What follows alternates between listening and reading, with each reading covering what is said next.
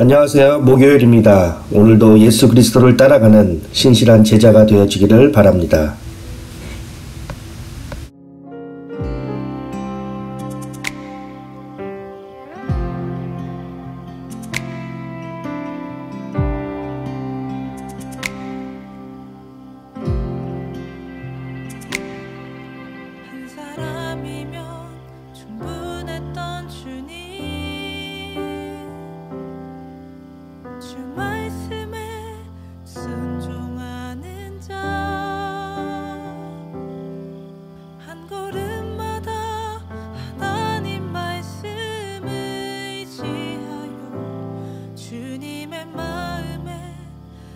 참아는 자,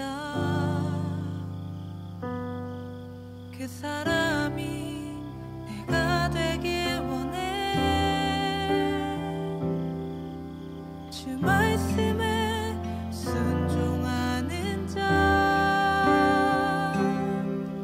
한 걸음마다 하나님 말씀 의지하여 주님의 마음에 동참하는 자,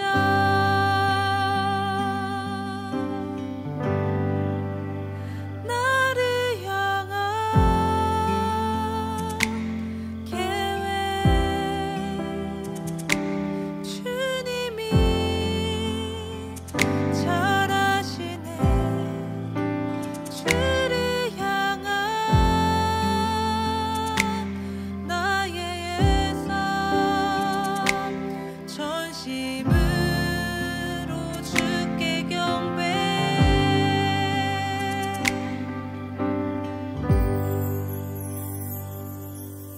그 사람이 내가 되길 원해.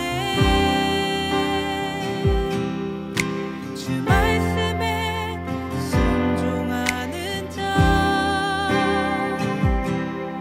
한 걸음마다 하나님 말씀 의지하여 주님의 마음에 동참하는 자,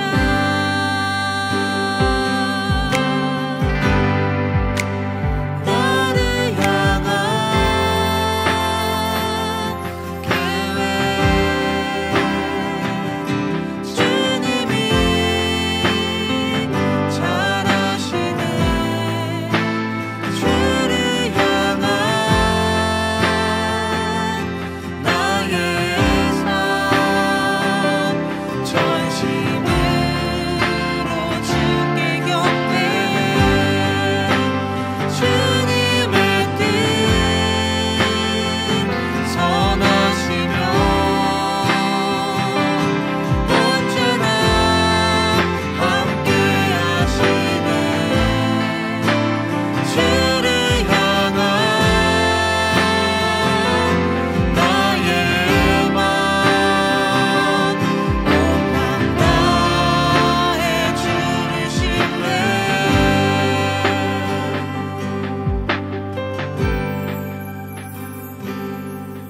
한 사람이면 충분했던 주님, 주 말씀에 순종하는 자, 한 걸음마다 하나님 말씀 의지하여 주님의 마음에 동참하는 자.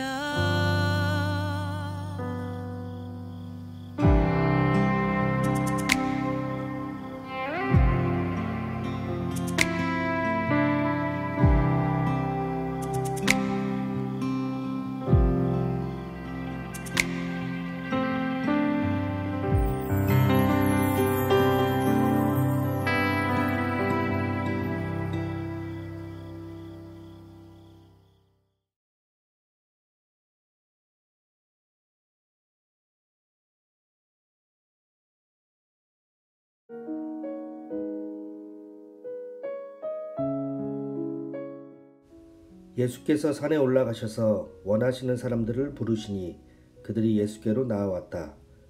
예수께서 12를 세우시고 그들을 또한 사도라고 이름하셨다.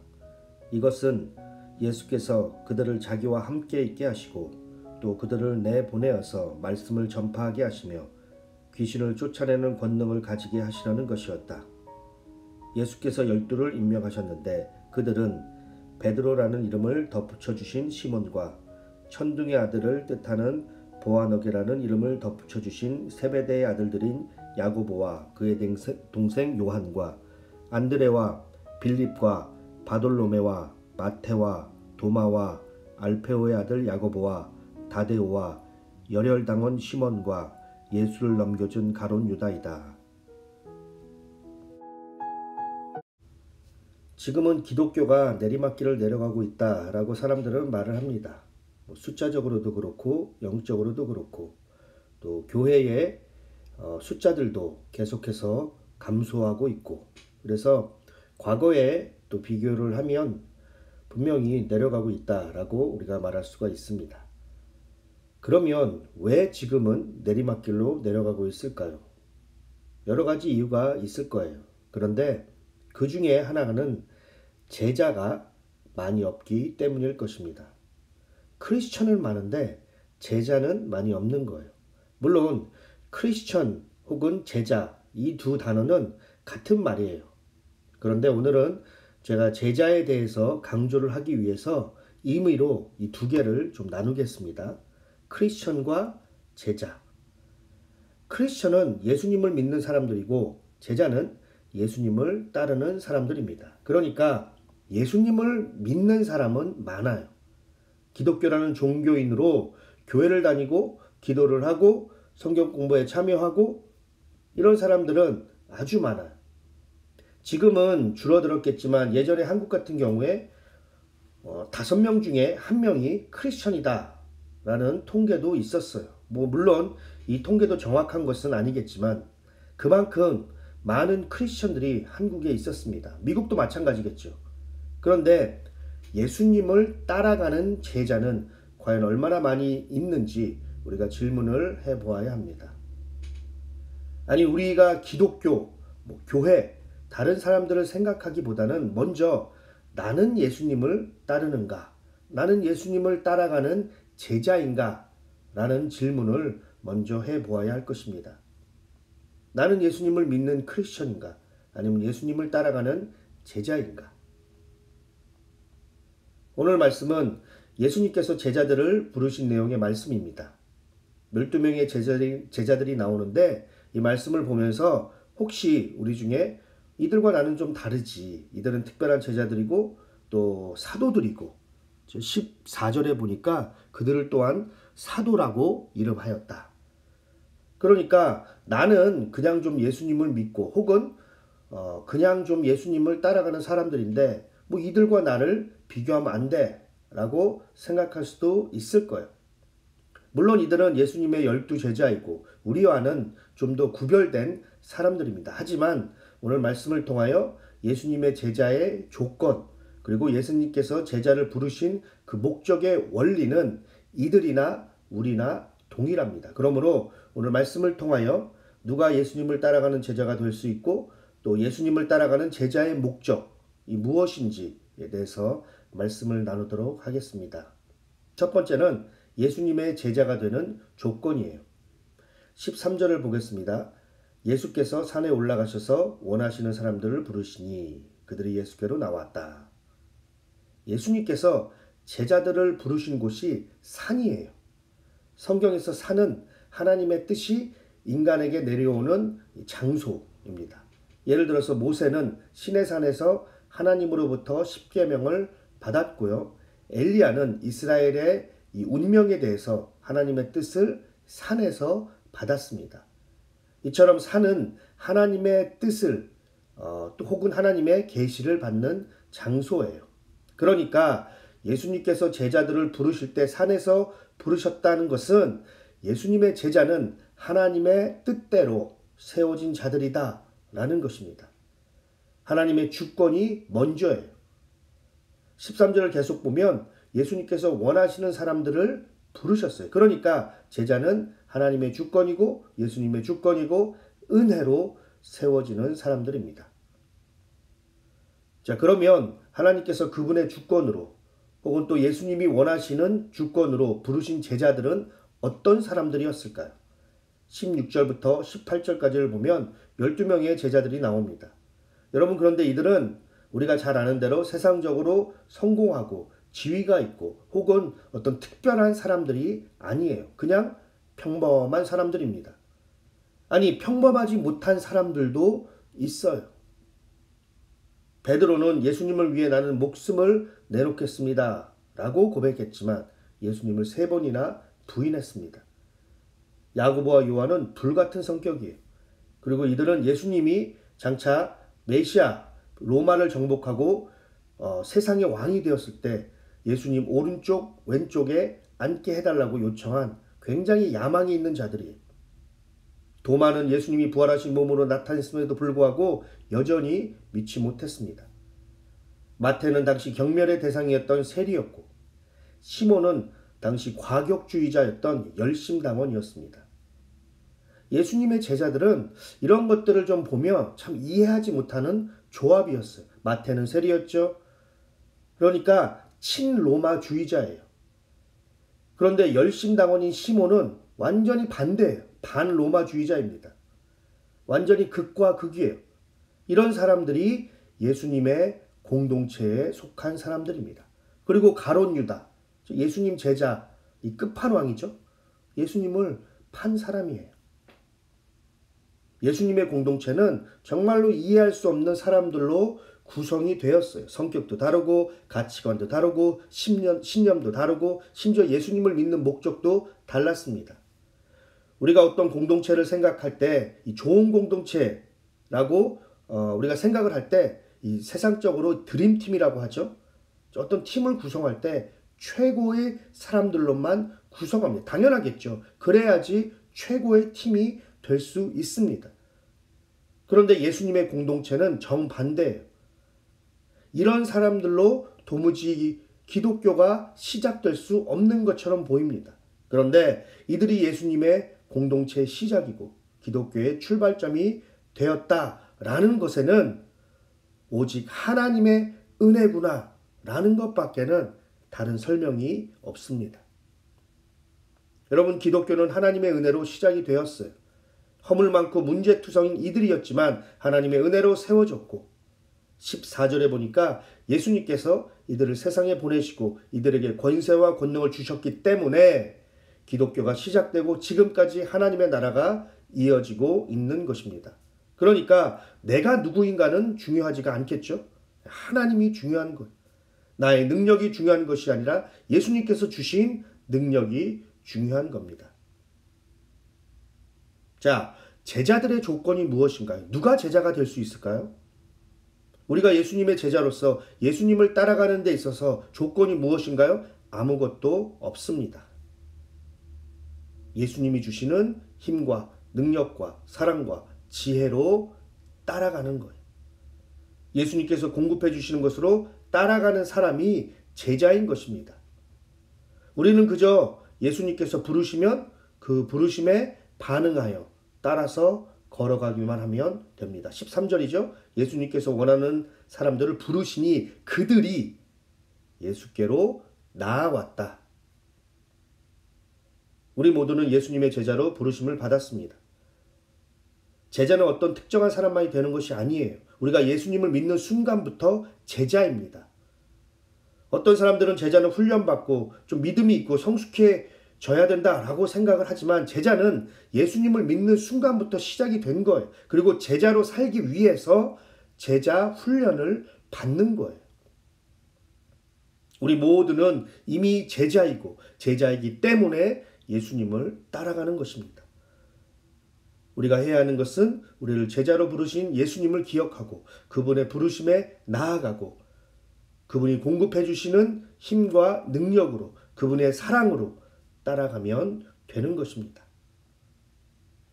두 번째는 예수님을 따라가는 목적입니다. 방금 우리 모두는 예수님을 따라가는 제자다라고 말씀을 드렸어요. 그러면 무엇을 위하여 예수님을 따라가는지에 대해서 우리가 알아야 합니다. 그렇죠? 우리의 신앙은 맹신이 아니에요. 여러분, 맹신은 묻지도 않고 따지지도 않고 무조건 믿어입니다. 그냥 무조건 따라와.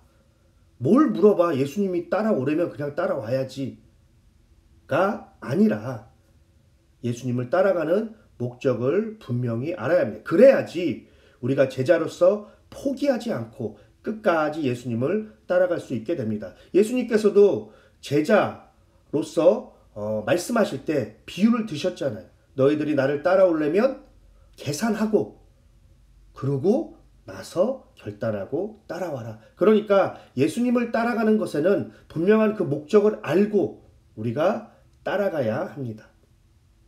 오늘 말씀에는 예수님을 따르는 목적이 두 가지가 있어요. 제자로서 제자는 무엇인가? 제자도는 무엇인가? 라고 우리가 생각할 때 두 가지 목적이 있습니다. 첫 번째는 예수님과 함께하는 것입니다. 14절 처음 부분이죠. 예수께서 열두를 세우시고 이것은 세우신 이유는 예수께서 그들과 자기와 함께 있게 하시고 여기서 함께한다라는 것은 예수님과 함께 산다는 거예요. 마치 남자와 여자가 결혼해서 함께 사는 것처럼 그렇죠? 그래서 실제로 이 제자들은 예수님과 함께 살았어요. 우리가 생각하는 것처럼 몇 시부터 몇 시까지 어떤 제자 학교에 예수님을 만나서 배우면 끝나면 집에 가고 그 다음날 또 와서 배우고 이런 것이 아니라 예수님과 함께 실질적으로 생활을 했습니다. 그러니까 예수님의 제자로 살아가는 그 목적 중 하나는 바로 이겁니다. 예수님과 함께 사는 거예요. 예수님께서 우리를 부르시고 예수님의 제자로 따라가는 그 목적은 그분과 함께 사는 거예요. 근데 이런 것들을 어떤 사역면에서 바라보는 경우도 있습니다. 그래서 예수님과 먼저 함께 하고 그분으로부터 배우고 그리고 나서 세상으로 나가서 예수님의 하신 그 사역을 해야 한다. 이렇게 볼 수도 있습니다. 그런데 예수님을 따라가는 우리는 꼭 이렇게 사역만을 위하여 부르심을 받지 않았다라는 것을 우리가 먼저 기억해야 합니다. 예수님께서 제자를 부르신 것은 제자들에게 사역을 맡기고 그리고 그 사역을 감당하기 위해서 예수님과 먼저 함께하고 그리고 나서 세상으로 나가는 것만이 제자의 목적이 아니라는 거예요. 이것을 사역면에서 그렇다는 것이고 그리고 우리가 너무 이렇게 사역적으로만 생각할 필요도 없고요. 혹은 예수님의 제자니까 무엇인가 꼭 해야 한다라는 것만 생각하지 말고요. 예수님께서 정말로 원하시는 제자는 먼저 예수님을 사랑하고 그분과 교제하고 그분과 언제나 동행하는 것이에요. 이것이 먼저 되어야 합니다. 예수님의 제자들은 예수님과 함께 살면서 예수님께서 하나님을 어떻게 예배하셨고 기도는 어떻게 하셨고 예수님은 고난 가운데 어떻게 대처하셨고 예수님은 무엇을 최고로 여기시고 생각하셨는지 예수님은 정말로 어떻게 사셨는지를 직접 보고 배웠습니다. 경험했어요. 그리고 나서 세상으로 보냄을 받은 것이에요. 그러므로 제자의 목적은 예수님을 따라가면서 우리가 먼저 해야 되는 것은 예수님을 사랑하고 그분과 동행하는 거예요. 그리고 그분 안에서 즐거워하는 거예요. 여러분 이것은 우리가 제자로서 살아가는 데 있어서 중요한 원리입니다. 이것을 놓치니까 힘들고 지치고 낙심되고 심지어 포기하고 싶은 거예요. 신앙생활은 무엇인가를 해야 한다라는 것으로만 생각하니까 지치는 거예요. 제자는 물론 예수님께서 맡기신 사역을 감당해야죠. 그런데 그 전에 먼저 예수님 안에서 그분이 주시는 즐거움과 안식과 자유를 누려야 합니다. 신랑과 신부처럼 예수님과 사랑하는 관계가 먼저 형성이 되어야 합니다. 그리고 나서 예수님으로부터 이제 세상으로 보냄을 받는 것입니다. 14절 후반부터 15절 말씀입니다. 또 그들을 내보내어서 말씀을 전파하게 하시고 귀신을 쫓아내는 권능을 가지게 하시려는 것이었다. 예수님을 따라가는 두 번째 목적은 세상 속에서 예수님을 소개하고 그들을 예수님께로 인도하기 위해서입니다. 우리끼리 교회 안에서 예수님과 즐겁게 교제하는 것으로 끝나는 것이 아니라 그분의 사랑과 능력을 경험하고 누렸다면 이제는 세상으로 나가 세상 속에서 하나님의 나라를 세우는 거예요. 세상의 빛과 소금이 되는 삶을 사는 것입니다. 이 말은 우리가 교회 안에만 머물러 있다면 우리는 예수님을 따라가는 제자라고 말할 수 없는 겁니다. 어제 말씀에도 보았듯이 교회 밖에는 예수님이 필요한 사람들이 많이 있습니다. 이들에게 예수님의 사랑을 알려주는 거예요. 15절에 보니까 제자들이 세상으로 보냄받아 귀신이 쫓겨나는 일들이 일어났는데, 여러분, 이것은 단순히 문자적으로 귀신이 떠나가고 병든 자들이 치유된다 라는 의미만은 아니에요. 예수님의 3대 사역 중 하나가 치유 사역인데, 단순히 육신의 질병과 악한 귀신에게 눌려있는 자들이 치유된다는 것이 아니에요. 이 말은 예수님을 만나면 새로운 삶을 살아가게 된다는 거예요. 전 인격적으로 새로운 피조물로 하나님 나라의 백성으로 새로운 시작을 하게 된다는 것입니다. 이것이 예수님의 치유 사역이에요. 그리고 이것이 예수님을 따라가는 제자의 목적입니다. 세상으로 나가서 그들에게 예수님을 소개하고 그들이 예수님을 만나고 새로운 삶을 사는 거예요. 그러므로 우리 한 사람 한 사람이 예수님을 따라가는 제자이기 때문에 우리는 세상 속에서 오늘도 예수님을 드러내는 예수 그리스도의 향기가 되어야 할 것입니다. 예수님을 따라가는 제자의 마지막 세 번째 목적은 헌신입니다. 우리가 성경을 읽을 때 그 방법 중 하나가 앞뒤 본문을 염두에 두는 거예요.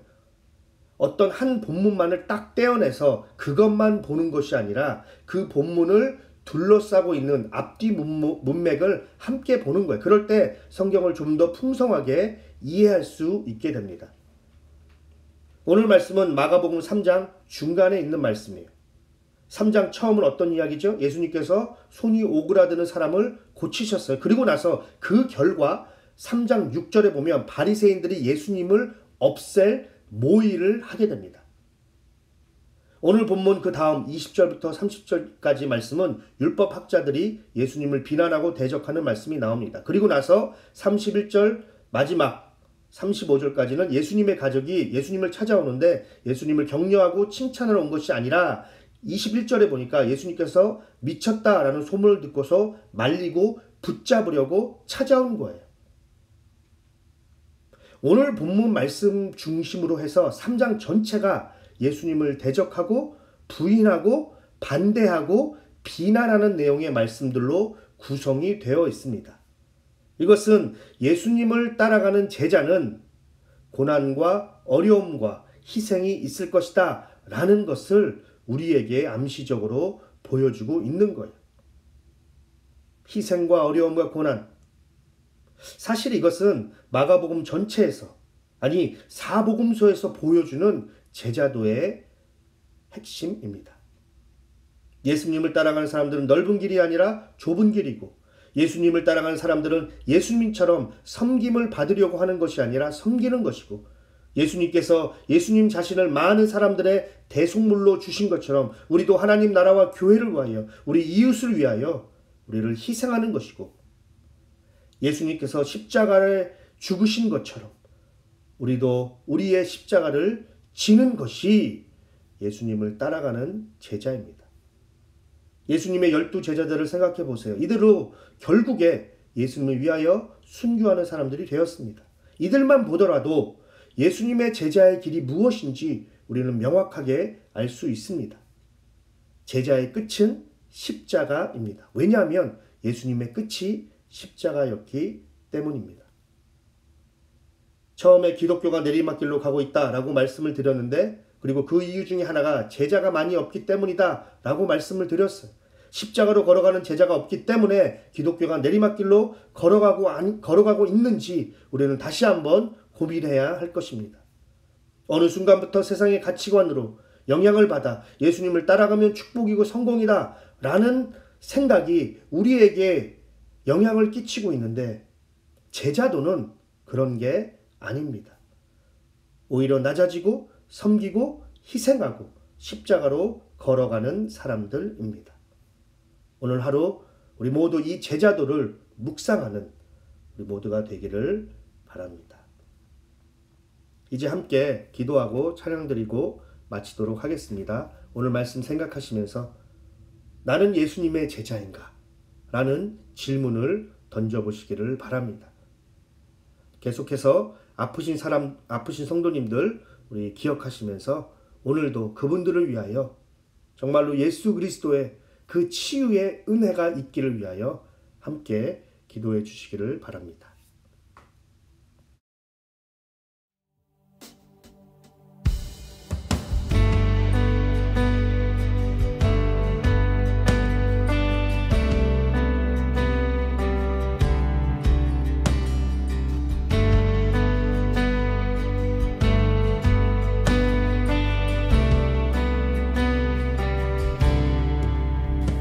주 안에 있는 나에게 딴 근심이 있으랴 십자가 밑에 나가 내 짐을 풀었네 그 두려움이 변하여 내 기도 되었고 전날의 한숨 변하여 내 노래 되었네 주님을 찬송하면서 할렐루야 할렐루야 내 앞길 멀고 험해도 나 주님만 따라가리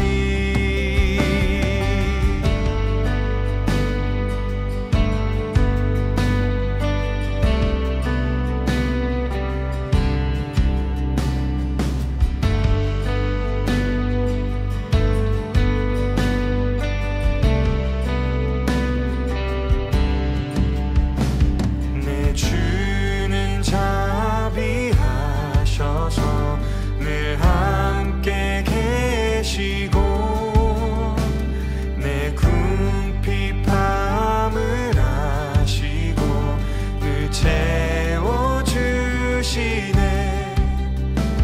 내 주와 맺은 언약은 영불변하시니 그 나라 가기까지는 늘 보호하시네 주님을 찬송하면서 할렐루야 할렐루야 내 앞길 멀고 험해도 나 주님을 찬송하면서 주님을 찬송하면서 할렐루야 할렐루야 내 앞길 멀고 험해도 나 주님만 따라가리